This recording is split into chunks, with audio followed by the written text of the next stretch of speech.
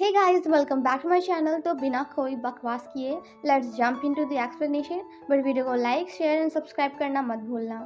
Part 3 की शुरुआत में हम जेट को रिन की ग्रेव के पास देखते हैं। वो कहता है, तुमने मुझसे झूठ बोला। आखिर तुमने मुझे क्यों नहीं बताया कि तुम प्रेग्नेंट थी। पीछे से पोंग आकर कहता है, क्या अभी अभी तूने मुझे जो कुछ भी बताया वो सब सच है? मैं सोच सोच कर परेशान हो गया हूँ। क्या सच में रिन के बेबी का डैड तू नहीं है? जेट, हाँ बिल्कुल, क्योंकि हमारे बीच कभी वो सब हुआ ही नहीं। फॉन्ग, झूठ बोलना बंद कर, क्योंकि उस रात मैंने तुम दोनों को साथ में अपनी आंखों से देखा था।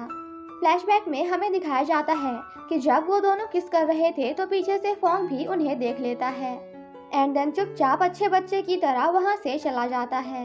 जेट जब रिन के काफी क्लोज होता है तो वो उसे रोक देती है। रिन कहती है, आई एम रियली सॉरी, मैं अभी रेडी नहीं हूँ। जेट कहता है, सॉरी तो मुझे बोलना चाहिए, आई एम रियली सॉरी। जिसके बाद रेन वहाँ से चली जाती है। वहीं हम सोफिता को देखते हैं, जो कि सोफे में बंधी होती है एंड अपनी बहन को याद करती है। रिन को अचानक से वॉमिटिंग होने लगती है तो वो कहती है, देखो अब तुम मुझसे ये मत कहना कि तुम प्रेग्नेंट हो। वो कुछ नहीं बोलती तो सोफिता कहती है, ठीक है, अगर तुम मुझे कुछ नहीं बताओगी तो मैं अपने आदमियों से पता करवा लूंगी। रिन कहती है, प्लीज तुम जेड को कुछ मत करना, मैं तुम्हें सब बताती हूँ। हाँ, मैं प्रेग्नेंट हूँ। जिसे सुनते ही सोफिता उसे एक जोर का चाटा मारती है। वो कहती है, तुम्हें पता भी है तुमने ये क्या किया है? अगर डैड को पता चलेगा कि तुम एक क्रिमिनल के बेबी से प्रेग्नेंट हो तो उनपे क्या बीतेगी। वैसे भी जो मॉम ने उनके साथ किया है उस वजह से वो पहले से ही काफी दर्द में हैं। सोफिता अपना गुस्सा कंट्रोल करते हुए कहती है, मैं तुम्हें अमेरिका भेज रही हूँ और जब तक तुम्हारा बेबी पैदा नहीं हो जाता तब तक तुम वहीं रहोगी। और इस बारे में किसी को पता नहीं चलना चाहिए कि तुम प्रेग्नेंट हो, डैड को तो बिल्कुल नहीं। कुछ दिनों बाद जब सोफिता रिन के पास जाती है तो वो अपने बेड में पड़ी होती है। रिन कहती है, वो मुझसे प्यार नहीं करता, उसने मुझसे कहा कि मैं अपने बेबी का अबॉर्शन करा दूं। जिसके बाद उसकी भी डेथ हो जाती है और जब इस बारे में डैड को पता चलता है तो वो पूरी तरह से टूट जाते हैं। सोफिता यहाँ किसी को नहीं बताती कि रिन प्रेग्नेंट थी और उसने आत्महत्या की है, बल्कि वो सभी से कहती है कि रिन की मौत गलत दवाइयाँ खाने से हुई है। डैड कहते हैं, सोफिता अब मेरे पास सिर्फ तुम ही हो, प्लीज मुझसे प्रॉमिस करो कि तुम मुझे छोड़ के कभी नहीं जाओगी। इन सभी बातों को याद करते हुए वो काफी इमोशनल हो जाती है एंड खुद से कहती है, मुझे यहाँ से किसी भी हाल में निकलना होगा। तभी थोड़ी देर बाद वहाँ फॉर्म की आंट रूम का रेंट लेने आती हैं। सोफिता उनसे बचने की कोशिश करती है एंड उनके सामने नहीं जाती, क्योंकि अगर उन्होंने पुलिस को कॉल कर दिया तो फिर कृथा को उसके बारे में पता चल जाएगा कि वो अभी भी जिंदा है। तभी उन्हें रूम से कुछ गिरने की आवाज आती है। आन कहती है, देखो मैं कह रही हूँ चुपचाप रूम से बाहर आ जाओ, वरना अगर मैं आ गई ना तो फिर देख लेना। पीछे से जेट आकर कहता है, अरे आंटी ये मैं हूँ, वैसे आप मेरे रूम में क्या कर रही हैं? आन कहती है, एक minute, what do you mean by तुम्हारा रूम? फोंग ने तो कहा था कि यहाँ एक स्टूडेंट रहती है, मैं बस उसका रेंट लेने आई थी। जेट, हाँ तो फोंग ने सही तो कहा है, एक्चुअली वो स्टूडेंट मेरी वाइफ है। और रही बात रेंट की तो मैंने फोंग को ऑलरेडी दे दिया है, बस आपको बताना भूल गया, वो नीचे है, आप जाकर उससे पूछ सकती हैं। आंट सोफिता को देखने अंदर जाने लगती हैं, बट जेट जबरदस्ती उन्हें रूम से बाहर कर देता है एंड देन सोफिता के पास जाकर कहता है, अच्छा इधर आओ, मैं तुम्हारी हेल्प कर दूं, क्योंकि तुम खुद तो चल नहीं पाओगी। सोफिता, नो थैंक्स। जेट, ठीक है, फिर घुटनों के बल घिसट के आओ। वो वहां से जाने लगता है तो पीछे से सोफिता कहती है, जिस कंडीशन में मैं उनसे छुपने की कोशिश कर रही हूँ मुझे खुद पे दया आ रही है। अगर तुम मुझे घुटनों के बल घसीटता हुआ देखना चाहते हो तो फिर यही सही। ये सब देखकर जेट को भी उसके लिए बुरा लगता है तो वो उसके पास जाकर उसके हाथ पांव खोल देता है। जेट कहता है, मैंने अभी अभी जो भी कहा उसके लिए आई एम सॉरी। वो दोनों जा ही रहे थे कि तभी सामने से ग्रैंडमा आ जाती हैं। वो कहती है, शायद मैं यहाँ अपनी बुक भूल गई। वैसे फोंग ने तो कहा था कि ये स्टूडेंट है, बट एक स्टूडेंट के हिसाब से ये कुछ ज़्यादा ही बड़ी नहीं है। जेट, आंट आप ये क्या कह रही हैं? आप मेरी वाइफ को बुढ़ी कह रही हैं? आंट, नहीं नहीं, मेरे कहने का मतलब वो नहीं था, मैं तो बस ये कह रही थी कि ये मिड 20s में लगती है। जेट, एक्चुअली आंट ये ना एक पीजी स्टूडेंट है और जैसा कि आप देख ही रही हैं बहुत ही ज़्यादा प्रीटी है। सभी लड़के इससे पूछते रहते हैं कि क्या तुम एक्ट्रेस बनना चाहती हो, बट मैंने मना कर दिया बिकॉज मुझे पसंद नहीं ना कि मेरी वाइफ के साथ कोई दूसरा लड़का फ्लर्ट करे। Right sweet heart? वो कहती है, हाँ आंट, ये मेरे लिए बहुत ही ज़्यादा जेलस एंड पॉजिटिव है। मैं परेशान हो चुकी हूँ इससे। आंट, अगर वाइफ ब्यूटीफुल हो तो हस्बैंड का पॉजिटिव होना तो बनता है। वैसे तुम दोनों लगता है एक दूसरे से बहुत ही ज़्यादा प्यार करते हो। तुम्हारा प्यार देख के मुझे जलन हो रही है, तो मैं तो चली। Okay bye. उनके जाते ही दोनों फिर से लड़ने लगते हैं। सोफिता, अगर तुम मुझे बांधते ही नहीं तो ये सब नहीं होता। जेट, वो तो ठीक है, लेकिन मुझे क्या पता कि तुम फिर से कब पागल हो जाओ और मेरी गन निकालकर मुझी को शूट करने लगो। तुम्हारा मूड स्विंग बिल्कुल एक झूले की तरह है, कभी आगे तो कभी पीछे। वो कहती है, तुम्हें क्या लगता है मैं ऐसा जानबूझ के करती हूँ या फिर मैं ऐसा करना चाहती हूँ? मेरी जगह तुम खुद को रख के देखो, तुम्हें कैसा फील होगा जब तुम अपने सामने ही अपने डैड को जिंदा होते हुए भी मरता हुआ देखोगे। लेकिन खैर छोड़ो, क्योंकि ये बातें तुम्हें समझ नहीं आएगी, क्योंकि तुम अनाथ हो ना। फिर क्या था, इतना सुनते ही बंदे को गुस्सा आ जाता है। वो काफी गुस्से में कहता है, अगर तुमने एक लफ्ज और मेरे पेरेंट्स के बारे में बोला ना तो फिर मैं भूल जाऊंगा कि तुम लड़की हो। बाद में मुझसे ये मत कहना कि मैं पत्थर दिल हूँ। वहीं हॉस्पिटल में डैड कहते हैं, मेरी बेटी कहाँ है, सोफिता कहाँ है? मुझे याद है वो मुझसे मिलने आई थी और मेरे बगल में ही खड़ी थी। प्लीज मुझसे कहो कि वो वापस आ चुकी है। सुपात्रा, नहीं वो नहीं आई, और अगर हमें सोफिता के बारे में कुछ भी पता चलता तो हम सबसे पहले आपको ही बताते। शायद आपने कोई सपना देखा होगा, जिसे सुनकर डैड सैड हो जाते हैं। राविन कहता है, डैड डोंट वरी, जब तक मैं यहाँ हूँ तो मैं सोफिता को कहीं से भी ढूंढ कर लाऊंगा। वहीं हम फोंग को हॉस्पिटल में देखते हैं, जो कि रिन के बारे में सब कुछ पता लगाता है एंड वापस आकर जेट को बताता है। फोंग कहता है, रिन की मौत अबॉर्शन होने के बाद हुई थी, क्योंकि उसने गलत दवाइयाँ खा ली थी। अब तो तुझे भरोसा हो गया ना कि तेरे साथ साथ वो किसी और को भी डेट कर रही थी। जेट, आखिर वो बास्टर्ड कौन है? मुझे उसका पता लगाना ही होगा, क्योंकि उसकी वजह से रिन ने सुसाइड की। फोंग, वो सब तो ठीक है, लेकिन ये मत भूल कि पुलिस अभी भी तुझे ढूंढ रही है। तो अब तू क्या करेगा? तभी जेट के दिमाग में एक प्लान आता है और वो फोंग की ओर देखता है, जिसे देखकर बेचारा फोंग वाज लाइक, देख मैं तेरी हेल्प नहीं कर रहा, मैं ऑलरेडी बहुत कर चुका हूँ, अब नहीं, प्लीज इसमें मैं नहीं आना चाहिए। वो जब अंदर जाता है तो सोफिता कहती है, आई एम रियली सॉरी, थोड़ी देर पहले मैंने तुम्हारे पेरेंट्स के बारे में जो कुछ भी कहा, I am sorry. Jet, what? क्या मैं सही सुन रहा हूँ? आई मीन तुम मुझसे माफी मांग रही हो?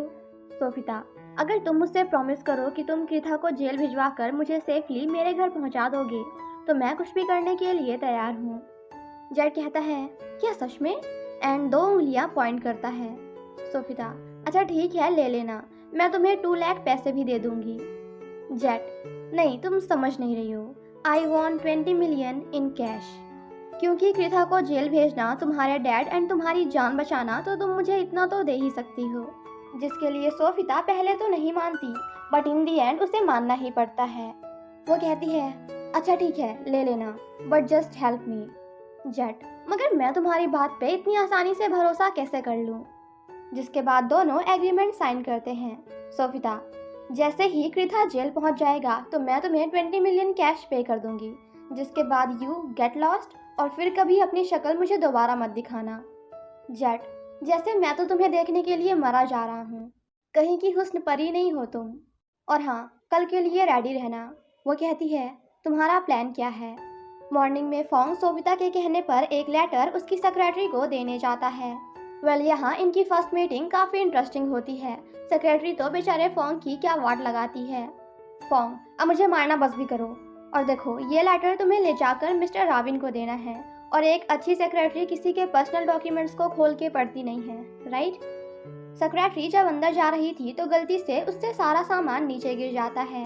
तभी वहाँ ओरावान आकर उसकी हेल्प करती है। ये है हमारे इस ड्रामा की एक और इम्पोर्टेंट कैरेक्टर। सेक्रेटरी जब वो लेटर राविन को देने जाती है तो ओरावान कहती है, लाइए इसे मैं दे दूंगी, क्योंकि आपकी तबीयत कुछ सही नहीं लग रही। वो उस लेटर को राविन के ऑफिस में लेकर जा ही रही थी कि तभी उसे उसमें एक ड्राइंग बनी हुई दिखती है। वो कहती है, अगर ये लेटर इतना ही इम्पोर्टेंट है तो इसमें कार्टून क्यों बना हुआ है? ओरावान उसे ओपन करके देखने ही वाली थी, बट तभी कृथा का आदमी आकर उसे छीन लेता है। ओरावान, मैंने कहा वापस करो, क्योंकि ये मुझे मिस्टर राविन को देना है। वो कहता है, सभी डॉक्यूमेंट सबसे पहले मिस्टर कृथा के पास जाते हैं एंड देन बाद में किसी और के पास। पीछे से राविन आकर कहता है, अभी सोभिता की जगह मैं यहाँ का CEO हूँ, तो क्या मेरे डॉक्यूमेंट्स भी मिस्टर कृथा डिप्टी डायरेक्टर के पास जाएगी? जिसे सुनकर उसे ना चाहते हुए भी वो लेटर राविन को देना पड़ता है। वो जैसे ही उस लेटर में ड्राइंग देखता है तो उसे पता चल जाता है कि ये लेटर सोभिता ने भेजा है। फ्लैशबैक में हमें दिखाया जाता है कि जब वो दोनों साथ थे तो सोभिता ने कार्ड पे बिल्कुल ऐसे ही ड्राइंग बनाई थी एंड उसे वैलेंटाइन विश किया था। आफ्टर दैट राविन उसे एंगेजमेंट के लिए प्रपोज करता है। ये सब याद करते हुए वो जल्दी से उस लेटर को ओपन करता है जिसमें लिखा था कि मैं बिल्कुल सेफ हूँ, प्लीज तुम इस बारे में किसी को मत बताना, यहाँ तक कि मेरे फादर को भी नहीं, क्योंकि कोई मुझे मारने की कोशिश कर रहा है, इसलिए मैं अभी किसी पे भी भरोसा नहीं कर सकती। तुम अपना फ़ोन हमेशा ऑन रखना, मैं बहुत जल्दी तुम्हें अपनी लोकेशन सेंड करूँगी। और हाँ, पुलिस को इस बारे में नहीं पता चलना चाहिए, क्योंकि मैं अभी जिस आदमी के साथ हूँ उसने मुझसे कहा कि अगर हमने कोई भी चालाकी करने की कोशिश की तो वो मुझे मार डालेगा। वहीं जेट न्यूज़ देख रहा था एंड सोभिता से कहता है, लगता है तुम्हारे फियांसे ने सच में किसी को कुछ नहीं बताया। सोभिता, तो इसका मतलब अब हम उसे अपनी लोकेशन सेंड कर सकते हैं, राइट? जेट उसे उसका फ़ोन वापस करने जाता है तो वो कहती है, एक मिनट, तुमने तो कहा था कि मेरा फ़ोन टूट चुका है। जेट, और तुमने मुझ पे भरोसा कर लिया, नहीं करना चाहिए था। चलो अब चुपचाप अपनी फिंगरप्रिंट स्कैन करो। वेल, सोभिता को ना चाहते हुए भी ऐसा करना पड़ता है। तभी राविन के फ़ोन में मैसेज आता है कि कल 8 बजे आया कॉन्डो के बाहर मैं तुम्हारा वेट करूंगी, और प्लीज़ क्या तुम मेरे रहने के लिए एक सेफ जगह ढूंढ सकते हो, क्योंकि अभी मैं घर नहीं आ सकती। रात में सोभिता को नींद नहीं आती तो वो बाहर जाने की कोशिश करती है, मगर गेट लॉक होता है। वो चुपके से जेट के पास जाकर पहले कंफर्म करती है कि ये सच में तो सो रहा है ना, एंड देन ब्लैंकेट के अंदर हाथ डालकर चाबियां निकालने की कोशिश करती है। Jet, wow it's feel good, क्या तुम्हें कुछ मिला? सोभिता, अरे यार तुमने तो मुझे डरा ही दिया था। जेट, ये तो मुझे कहना चाहिए क्योंकि डरा तो तुम मुझे रही हो, और क्या तुम मुझे सोते हुए मॉलिश करने की कोशिश कर रही हो? वैसे अगर तुम्हें यही चाहिए था तो तुम मुझसे प्यार से भी मांग सकती थी। सोभिता, पागल हो गए हो क्या? Are you crazy? मैं सिर्फ चाबियां ढूंढ रही थी। जेट, हाँ तो मैं भी चाबियों की ही बात कर रहा हूँ। यू परवर्ट, तुम क्या समझ रही थी? सोभिता अपना पेट पकड़ते हुए गुस्सा होकर वहाँ से चली जाती है तो वो कहता है, क्या हुआ, तुम्हारी तबीयत तो ठीक है ना? देखो मुझे तुम्हारी चिंता नहीं है, लेकिन अगर तुम्हें कुछ हो गया तो फिर मुझे मेरे 20 मिलियन 20 मिलियन कहाँ से मिलेंगे? इसलिए तुम्हारा ध्यान रखना भी तो ज़रूरी है ना। वो कहती है, I am on my periods. Jet, बस इतनी सिंपल सी बात। अरे बाबा, तो तुम यही बात थोड़ी देर पहले बोल देती तो मैं कब का गेट ओपन कर देता। लेकिन कोई बात नहीं, अब चली जाओ। सोभिता, ओह मैं तो भूल ही गई कि मेरे पास एक एम्प्लॉय भी है एंड उसकी फीस भी बहुत ज़्यादा है, 20 मिलियन। तो अब वही जाकर मेरे लिए शॉप से सामान खरीद के लाएगा। डोंट वरी, मैं ब्रांड का नाम बता दूंगी तुम्हें। जेट, पहली बात, मैं तुम्हारा पार्टनर हूँ, एम्प्लॉय नहीं। दूसरी बात, मैंने कभी भी किसी वुमेन के लिए ऐसी चीज़ नहीं खरीदी। तीसरी बात, मैं ये नहीं खरीदने वाला। तुम्हें चलना है तो चलो, वरना मरो। नेक्स्ट सीन में हम उन दोनों को स्टोर में देखते हैं जहाँ सोभिता काफ़ी सारा सामान खरीदने लगती है तो जेट उसे रोकते हुए कहता है, ओ हेलो, हम यहाँ शॉपिंग करने नहीं आए। और क्या सारी लड़कियाँ बिल्कुल एक जैसी होती हैं? तुम लोग एक सामान बोलकर पूरा एक बैग सामान खरीद लेते हो। सोभिता, तुम्हें इतनी प्रॉब्लम क्यों हो रही है? वैसे भी स्टोर बंद होने वाला है, यहाँ कोई नहीं है। जेट, जरा पीछे तो देखो, कोई नहीं है। जेट जब काउंटर पे होता है तो अचानक से सोभिता वहीं बेहोश हो जाती है। वो जल्दी से भागकर उसके पास आता है। पीछे से एक लेडी कहती है, डोंट वरी, मैं एम्बुलेंस को कॉल कर रही हूँ, बट जेट ऐसा करने से मना कर देता है।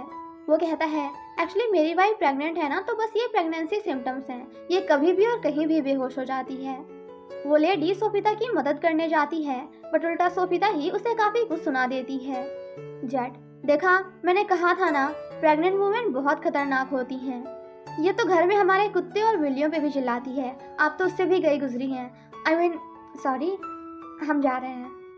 सोभिता जब सोने की कोशिश कर रही थी तो जेट कहता है, आखिर तुम कितने दिनों से नहीं सोई हो? वो चिल्लाते हुए कहती है, मेरी पर्सनल लाइफ में दखल अंदाजी करना बंद करो और भूलो मत, हम दोनों सिर्फ दुश्मन हैं, इससे ज्यादा कुछ भी नहीं। जेट, मुझे भी तुम्हारे पर्सनल मैटर्स में दखल अंदाजी करने का कोई शौक नहीं है, बट तुम्हें नहीं लगता कि तुम्हारी बातों को ऐसे भूलना, कहीं भी बेहोश हो जाना, ये सब? सोभिता उसे रोकते हुए कहती है, मुंह बंद करो। मैं ना कुछ जानती हूँ और ना ही कुछ जानना चाहती हूँ। वैसे भी कल मैं अपने फियांसे के साथ यहाँ से चली जाऊंगी तो वो मेरा ध्यान रख लेगा।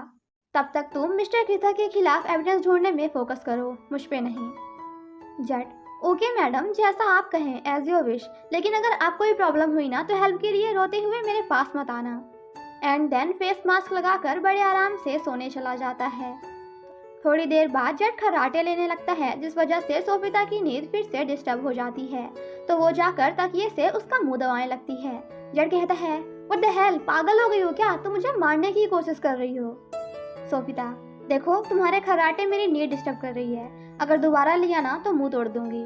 जेट, ओ हेलो, मैं इंसान हूँ, कोई फ्रिज नहीं, जब चाहे बंद कर दिया। बट देन थोड़ी देर बाद वो सोफिता को परेशान करने के लिए फिर से जानबूझकर खर्राटे लेने लगता है। मॉर्निंग में जेट सोफिता के पास जाकर कहता है, टाइम हो गया, तो अभी तक क्या कर रही हो? वो कहती है, क्या तुम्हारे पास मेकअप का सामान है? I mean compact powder. जेट, ओ हेलो, मैं एक मर्द हूँ और मर्द मेकअप नहीं करते। ओह, तो अब मुझे समझ में आया। आज तुम अपने फियांसे से मिलने वाली हो तो सुंदर दिखना चाहती हो। वाह। सोफिता, क्या तुम मेरे लिए खरीद कर ला सकते हो? एक कॉम्पैक्ट पाउडर और हाँ, एक लिपस्टिक भी। जेट, बिल्कुल नहीं, क्योंकि कल तो तुमने मुझसे कहा था कि मैं तुम्हारे मेट्रो में ना पढ़ूं। सोफिता, क्या सच में? तो फिर मुझे कुछ याद क्यों नहीं? जेट, वाह मैडम वाह, जो भी आपका हस्बैंड होगा ना, तो उस बेचारे पे मुझे अभी से दया आ रही है। अब चुपचाप खड़ी क्यों हो, चलो अब। सोफिता, मुझे समझ नहीं आ रहा कि तुम मुझे डायरेक्टली घर क्यों नहीं लेके जा रहे। जेट, तुम्हें तुम्हारे घर पहुंचाना टफ नहीं है, लेकिन ये जानना भी तो जरूरी है ना कि तुम किस पे भरोसा कर सकती हो और किस पे नहीं। और सबसे पहले हम तुम्हारे फियांसे राविन को टेस्ट करेंगे। सोफिता, व्हाट? मतलब तुमने मुझे उससे कांटेक्ट करवाया सिर्फ इसलिए ताकि तुम उसे टेस्ट कर सको? तुम्हें नहीं लगता ये कुछ ज्यादा हो गया? वो कहता है, क्या तुम जानना नहीं चाहती कि तुम्हारे डैड के अलावा तुम्हारे घर में ऐसा कौन कौन है जो सच में तुमसे प्यार करता है?